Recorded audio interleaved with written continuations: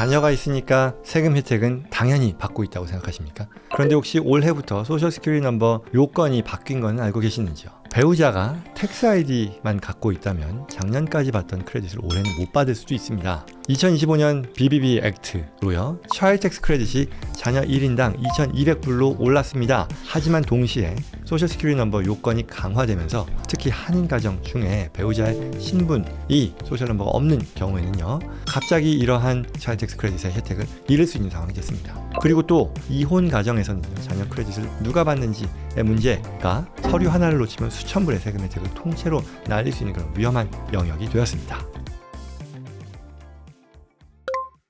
지난 5편의 영상에서요, 우리가 W2, 1099, CP2000, 그리고 해외 금융자산 신고, 그리고 공제 전략까지 다뤘습니다. 오늘은요, 자녀가 있는 가정이라면 누구나 해당되는 이야기, 바로 자녀 관련 세금 크레딧입니다. 2025년 개인소득세 신고 시즌에요, 다루는 이 특별 영상입니다. 많은 분들이요, 자녀 세금 혜택을 아주 단순하게 생각하죠. 아이가 있으니까 차일드 텍스 크레딧 받고, 뭐 데이케어 비용 있으면 또 공제 받고, 뭐 그럼 끝이겠지 라고 생각하는데요. 하지만 이 분야, 이 영역에서는요, 굉장히 놓칠 수 있는 그런 함정들이 있습니다. 오늘 영상에서는요, 25년 세법 변화로 달라진 것들, 그리고 뭐 이혼이라던가 아니면 IT인이죠, 이 텍스 아이디 넘버, 그리고 한국에 거주하는 자녀의 경우는 어떻게 되느냐와 같은 한인 가정에서 흔히 발생할 수 있는 어떤 상황별 함정, 그리고 전략을 한번 살펴보겠습니다.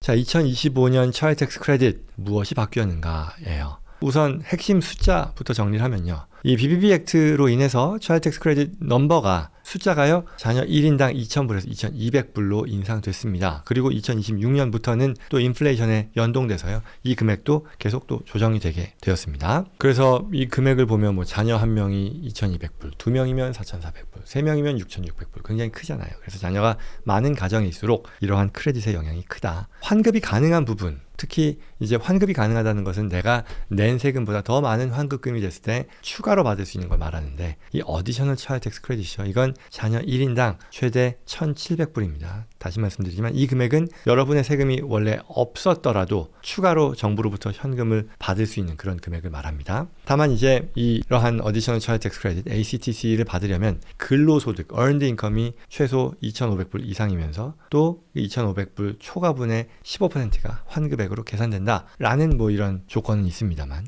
아무튼 그렇고요. 그리고 대상이 되는 자녀의 나이가요, 과세연도 말 기준입니다. 이 질문 가끔 받는데요. 언제 17세냐? 과세연도 말 기준 17세 미만이어야 한다라는 거죠. 그래서 17세가 된 자녀라고 한다면 안타깝지만 차일드 텍스 크레딧의 대상이 아니고 500불의 Other Dependent Credit의 대상으로 넘어가게 됩니다. 그리고 또한 이 금액을 온전히 누리려면 이 소득 기준의 페이스아웃도 있으니, 그 기준이 있으니, 규정도 있으니 그것도 잘 챙겨야겠다입니다.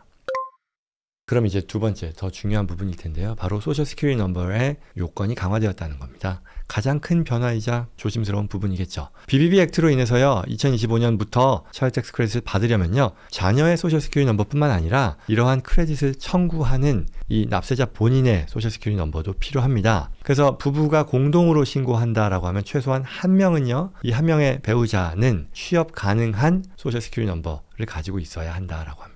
이게 왜 중요하냐, 몇 가지 시나리오를 한번 볼까요? 첫 번째, 남편이 미국 시민권자로 소셜 시큐리티 넘버가 있고요, 또 아내는 한국 국적으로 IT인, 이 텍스 아이디만 있다라고 볼게요. 그리고 자녀는 미국에서 태어난 소셜 시큐리티 넘버가 있는 자녀예요.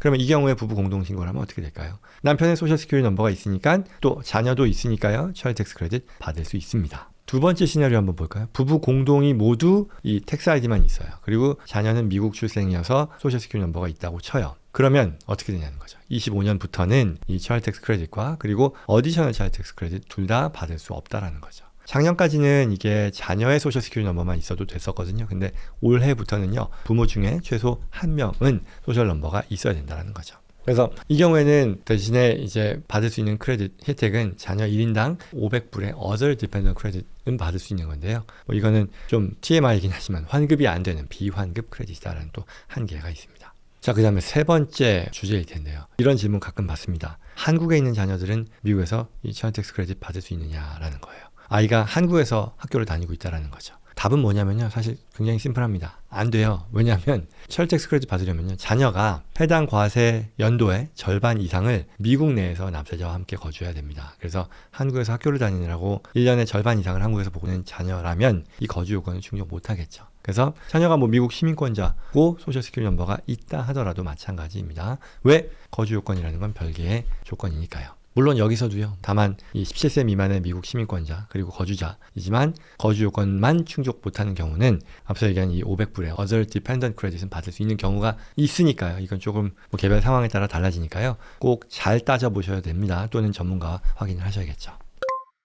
자, 그 다음에 이혼 가정일 경우에 어떤 텍스 크레딧과 관련된 내용인데요. 이혼한 부모가 이 자녀 세금 혜택을 둘러싸고 분쟁하는 경우가 종종 있습니다. 그리고 이 분쟁에서 IRS가 인정하는 유일한 무기는 폼 8332라는 건데요. 기본 원칙은 이렇습니다. 이 차일드 텍스 크레딧은요, 자녀와 함께 이제 과세 연도의 절반 이상을 거주한 이 양육권을 가진 부모죠. custodial parent라고 하는데, 에게 이 혜택이 돌아갑니다. 비양육권 부모요, non-custodial parent가 이 차일드 텍스 크레딧을 받으려면 양육권을 가진 부모가 이 폼 8332에 서명해서 권리를 양도해야 된다는 거죠. 그래서 지난번 예전 영상에서 얘기했었는데 뭐 이혼 합의서라던가 법원 명령서에 뭐 홀수에는 아빠가 뭐 짝수에는 엄마가 자녀 공제를 받는다라고 합의를 해도요, 그거로는 충분하지 않다라는 거예요. 그래서 최근에 이 이혼 합의서에 대해서는요, IRS가요 이 폼 8332 또는 이와 실질적으로 동일한 서면 양식을 요구한다는 거죠. 법원 명령만으로는 인정하지 않는다는 거예요.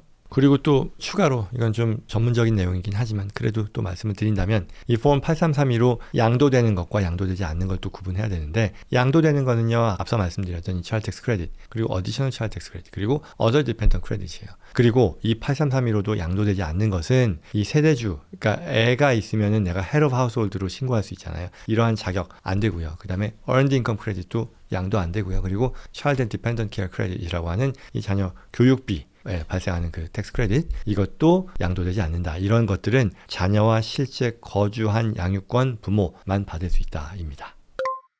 자, 그 다음에 마지막으로요. 좀 아까 얘기했었던 건데 이 Child and Dependent Care Credit이라는 게 있어요. 이것도 놓치는 분들이 꽤 많은 그런 혜택입니다. 자녀 관련 혜택인데 이게 Child Tax Credit만이 아니라는 거예요. 뭐냐? 13세 미만의 자녀이고요. 데이케어, 뭐 프리스쿨, 그다음에 방과 후 프로그램에 등록을 해서 비용을 발생한다면 이러한 비용에 대해 Child and Dependent Care Credit이라는 것을 받을 수 있습니다. 그래서요, 2025년 기준으로 자녀 한 명에 대해서 최대 3,000불, 그리고 2명이 넘을 경우에는 최대 6,000불의 비용에 대해서 크레딧이 계산되는 거죠. 그러면 이제 텍스 크레딧의 금액은요 20%일 수도 있고 35%도 있을 텐데요. 이걸 좀 따지면 좀 너무 또 복잡해지니까 안 하더라도 이제 대부분의 중산층 이상 가정에서 실제로 받는 크레딧이요, 자녀 한 명당 아까 비용이 3,000불이었는데 이게 20%의 크레딧 비율에 적용을 받아서 최대 600불, 그리고 2명이 넘을 때에는요 최대 1,200불의 세금을 줄일 수 있게 된다. 기억하시라는 거죠. 내가 이러한 어떤 데이케어를 보내거나 프리스쿨 보내거나 했을 때 내가 챙길 수 있는 텍스 크레딧이 한 명은 600불, 그리고 2명 또는 그 이상이면 1,200불의 세금을 돌려받을 수 있다라는 걸 꼭 챙겨야 되겠다라는 그런 얘기죠.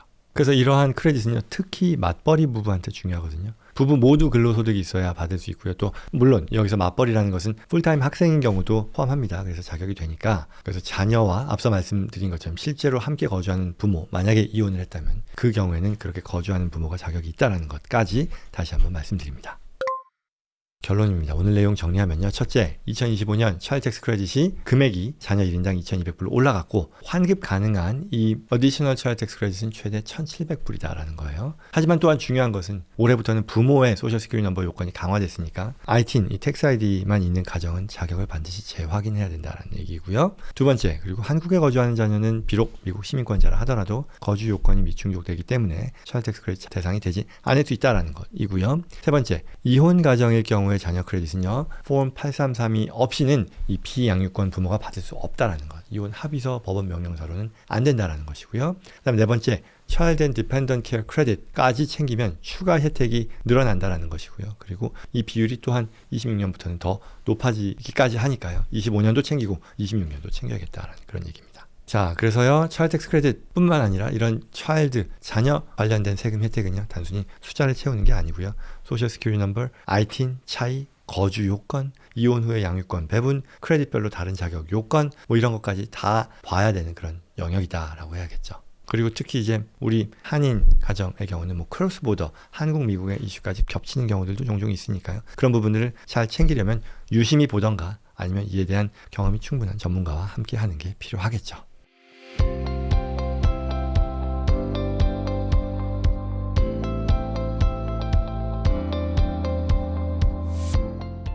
자, 여기까지입니다. 오늘 내용 도움이 됐길 바랍니다. 오늘 주제와 관련해서 도움이 필요하거나 저와 제시앤 컴퍼니 전문가들과 상담을 원하는 분들은요, 영상 더보기란 또는 고정 댓글에 있는 연락처 연락 주시기 바랍니다. 구독과 좋아요로 다음에도 꼭 필요한 정보 놓치지 마시고요. 주변 분들께도 전달될 수 있도록 도와주시기 바랍니다. 고맙습니다.